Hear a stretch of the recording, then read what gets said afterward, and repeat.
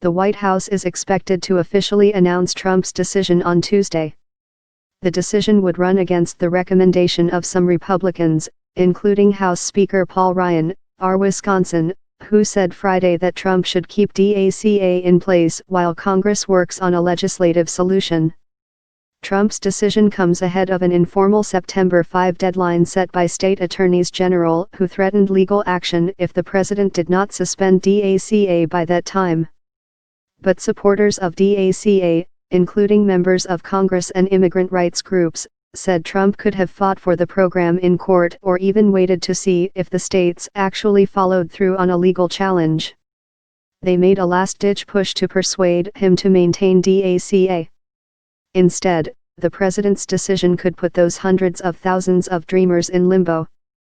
White House Press Secretary Sarah Huckabee Sanders said on Thursday ahead of the announcement that Trump absolutely stood by his commitment to treat dreamers with heart. DACA recipients have not been entirely safe, however, under the Trump administration. Immigrant rights advocates said there has been an uptick in the detention of dreamers since the president took over and began an expansion of deportation efforts. Without DACA, all dreamers would be at risk of deportation. Trump officials have said no individuals are exempt from removal, and have sought to deport people who merely cross their paths even if they haven't otherwise committed a crime. Trump wants to deport more undocumented immigrants, and more DACA recipients will likely be among them. There could also be major economic implications. If DACA recipients are unable to renew their work permits, nearly 700,000 people who are currently employed would exit the workforce.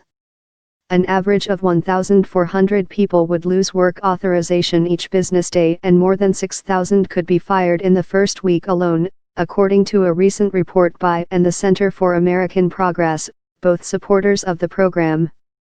Deporting dreamers is not a popular move even among Republicans and Trump supporters, according to polling. Nearly two-thirds of all Americans support DACA, according to a NBC News/SurveyMonkey poll. That means there is a chance Congress will step in and protect dreamers, although it's not clear the White House would buy in without major concessions from Democrats on a border wall, immigration enforcement, and cuts to legal immigration. Such a deal was reportedly being pushed by top White House officials, but Democrats quickly shot it down at the time, saying dreamers should not be used as bargaining chips. Congressional Republicans have repeatedly blocked efforts to grant legal protections to dreamers, but will be under increased pressure to do so after Trump's announcement. Ahead of the decision, some Republican lawmakers said they plan to work on more legislation that focuses on dreamers. Senator Tom Tillis, RNC, intends to introduce what some backers are touting as a conservative version of the DREAM Act, called the Recognizing America's Children, or RAC Act, which was already introduced in the House and would grant legal status to a slightly narrower category of young undocumented immigrants who came to the U.S. as children.